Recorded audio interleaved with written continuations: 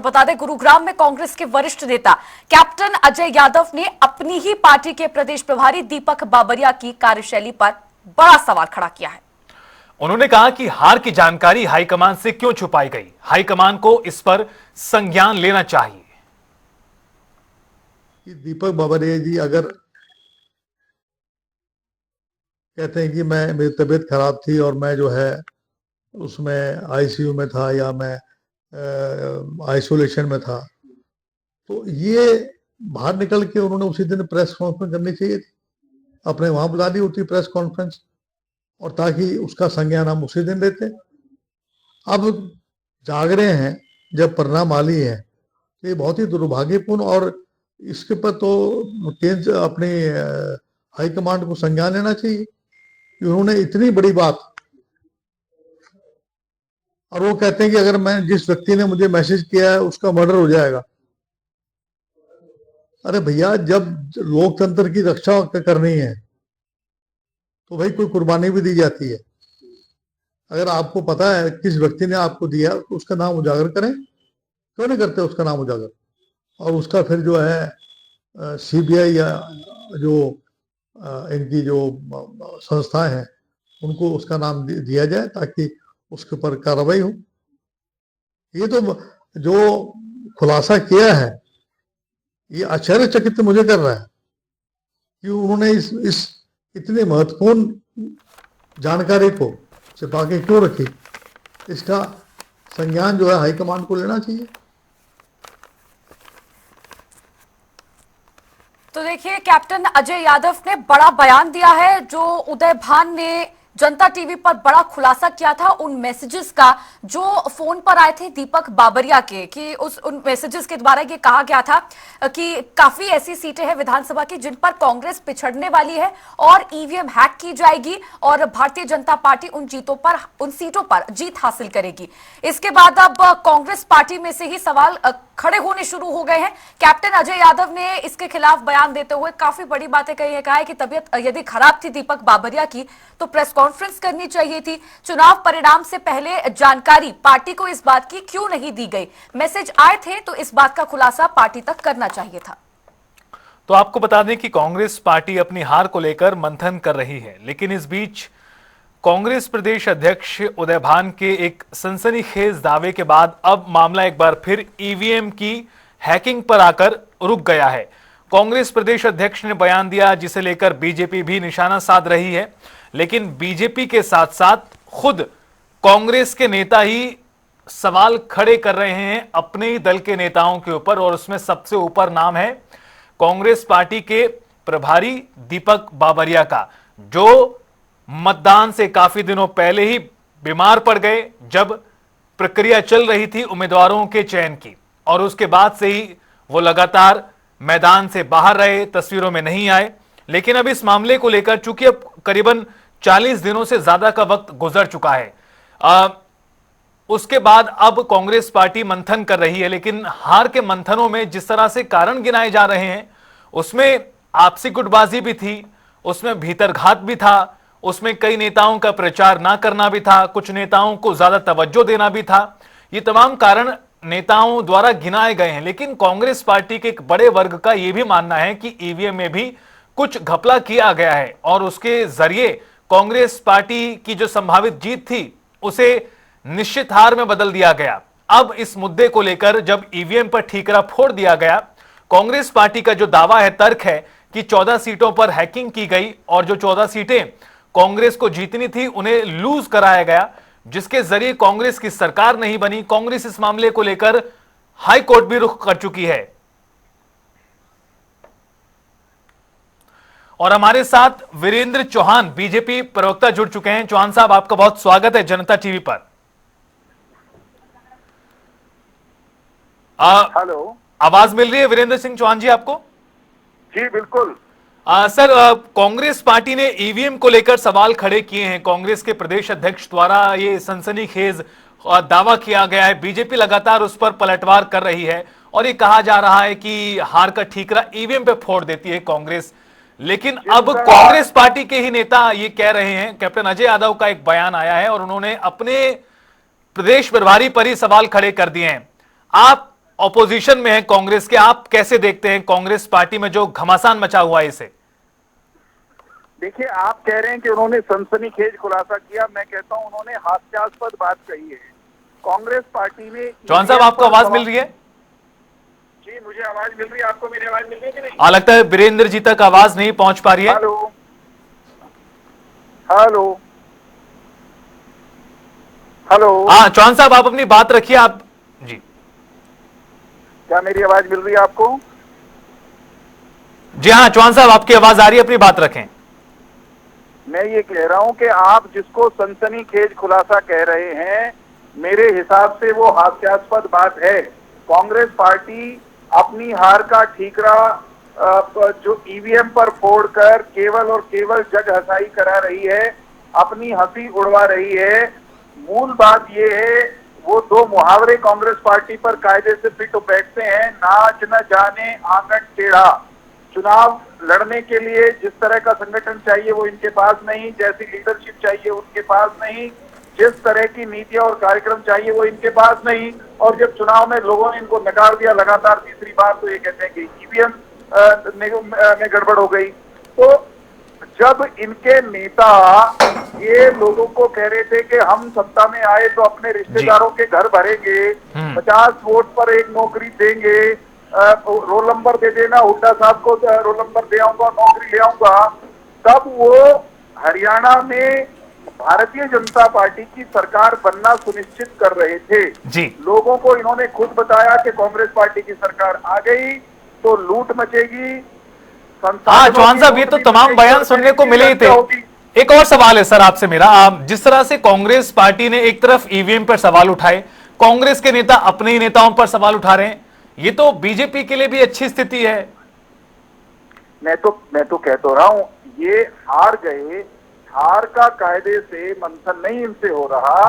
रुदाली कर रहे हैं, रो रहे हैं, लेकिन रुदाली में भी इनके सुर नहीं मिल रहे। एक दूसरे के कपड़े फाड़ने पर आमादा हैं और एक दूसरे के कपड़े फाड़ने की प्रक्रिया में ये बेचारी ईवीएम का चरित्र हनन भी कर रहे हैं।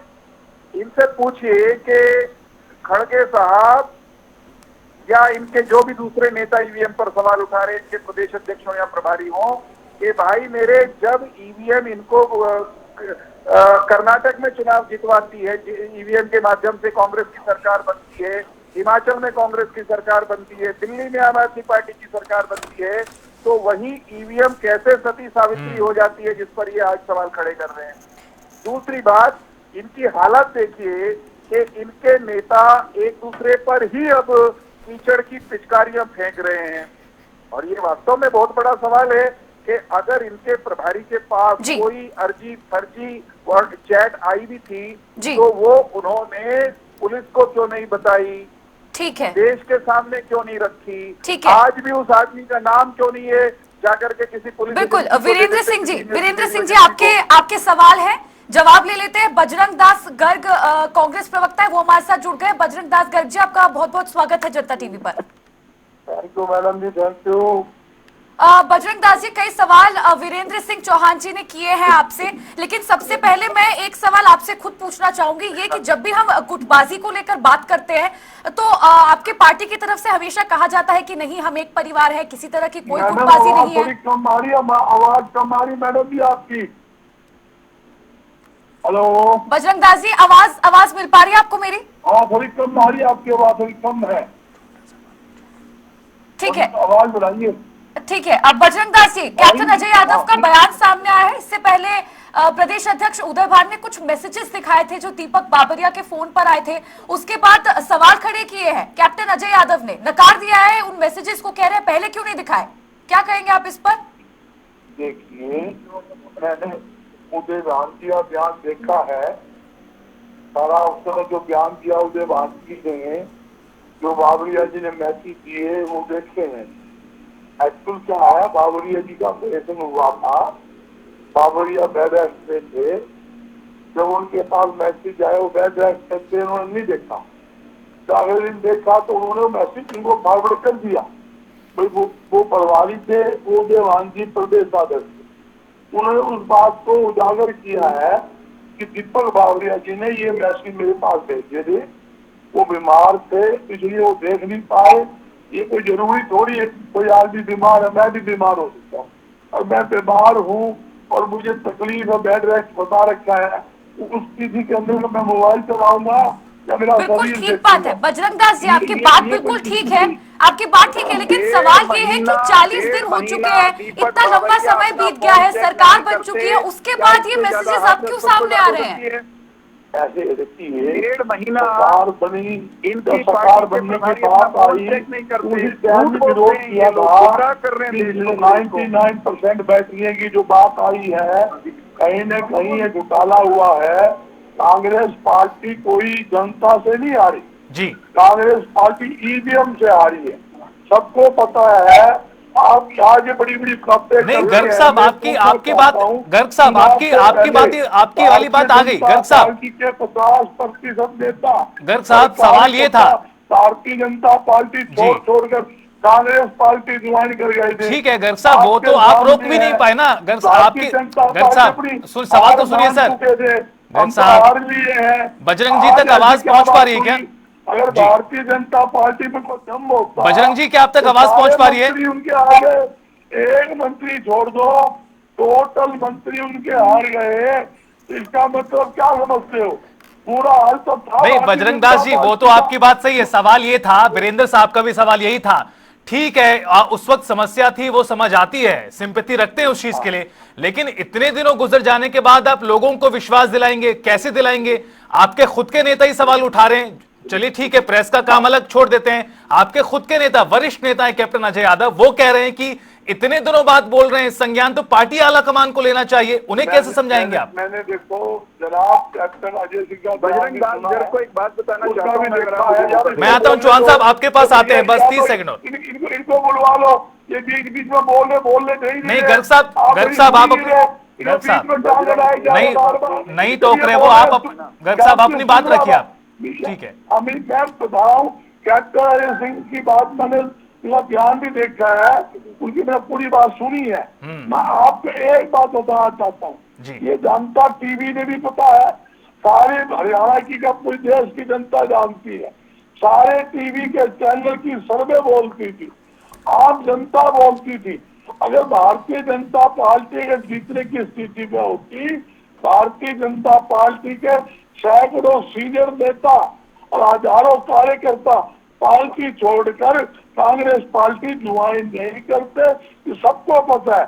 इनके हालात क्या थे, लेकिन सवाल का मैंने जवाब कहा, अनुत्तरित रह गया सर। गर्ग साहब, अभी ये भी सवाल का हालात जवाब ये नहीं मिल है पाया। कि ये भारतीय जनता पार्टी हारी हुई थी, ठीक है। ईवीएम के सारे चौहान साहब। वही मैसेज जो दीपक बावरिया के पास आए 8 तारीख को ठीक है, सुबह गर्ग जो साहब, ओके। 3 मैसेज आए, चौहान साहब, रिजल्ट प्लीज। आने से पहले वो मैसेज वाइट कमी रह चुकी है। उस समय वो बीमार थे, हॉस्पिटल से आपको पता, हॉस्पिटल में दाखिल हुए, बदामता में उनका ऑपरेशन हुआ है, बाई प्लेन उनको गुजरात भेजा गया है। ठीक है ऐसी स्थिति आपको गर्ग साहब, मैं आता हूं। गर्ग साहब लौटेंगे आपके पास, एक सेकंड लौटूंगा मैं आपके पास। चौहान साहब कुछ बहुत देर से बोलना चाह रहे हैं। चौहान साहब, गर्ग साहब का जवाब तो आपने सुन लिया ना, कोई भी नहीं कहता, खुद बीजेपी के लोग नहीं कह रहे थे, तो ईवीएम में घपला हुआ है, गर्ग साहब लगातार मानते हैं। देखिए, ईवीएम में गड़बड़ हो सकती है, ये प्रूव करने के लिए कांग्रेस पार्टी और उसके मित्रों ने भारत के चुनाव आयोग ने बहुत बार खुला चैलेंज दिया है। ये कभी प्रूव नहीं कर पाए, हो ही नहीं सकती, क्योंकि अब हार गए तो किसी के सिर पे ठीकरा फोड़ना था। मैं ये कहता हूं, चुनाव ये क्यों हारे? क्योंकि इनके नेता एक दूसरे पे विश्वास नहीं करते। चुनाव इसलिए हारे क्योंकि आपने सुना क्या, अभी कैप्टन अजय कह रहे हैं कि प्रभारी क्या कर रहे थे। एक इनके और विधायक है, मैं असम से बोल रहा हूँ इस समय, असम के विधायक होते थे शमशेर गोगी जी।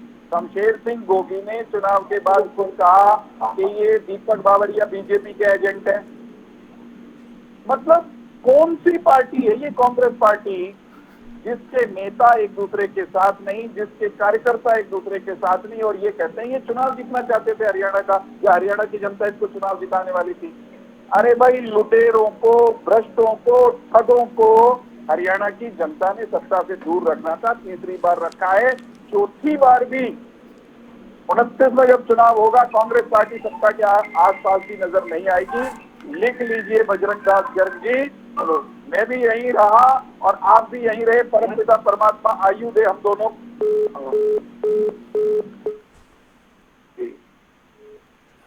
हेलो, हाँ जनाब। बजरंग दास जी, आवाज आप तक पहुंच पा रही है? बिल्कुल, बहुत बढ़िया मैडम, ये आवाज आ रही है। ठीक है, ठीक है। बजरंग दास जी, अभी इससे पहले मैंने और मेरे सहयोगी ने, हम दोनों ने मिला जुला के एक ही सवाल आपसे किया था कि चलिए ठीक है, आपकी ये बात हमने मान ली कि दीपक बाबरिया उस समय बीमार थे, हॉस्पिटलाइज थे, हम इस बात से पूरी पूरी सहानुभूति रखते हैं। लेकिन अब समय कितना ज्यादा हो गया है बजरंग दास जी, आप ये देखिए ना, इस बात का खुलासा अब इतने दिनों बाद क्यों हो रहा है? चलिए खैर ठीक है। इसके बाद मैं आपसे एक सवाल ये पूछ रही थी, आप इसका जवाब दे दीजिए।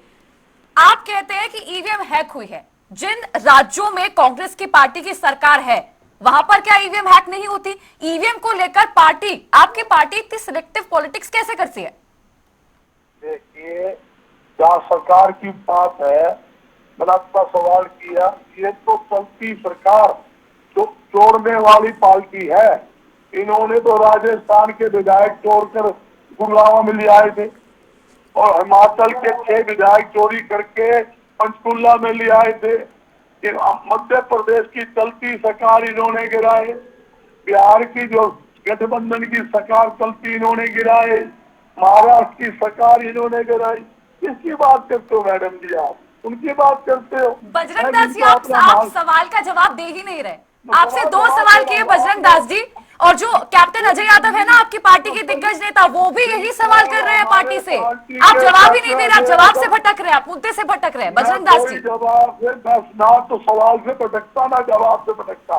मुझे हर सवाल का जवाब देना आता है। मैं ये कहना चाहता हूँ, जो हमने कही है, और हमने तो अगले दिन ही कंप्लेंट दी थी चुनाव आयोग ने। चुनाव आयोग में मिला हुआ है, इनका व्यक्ति है, उसने हमारी सुनी नहीं।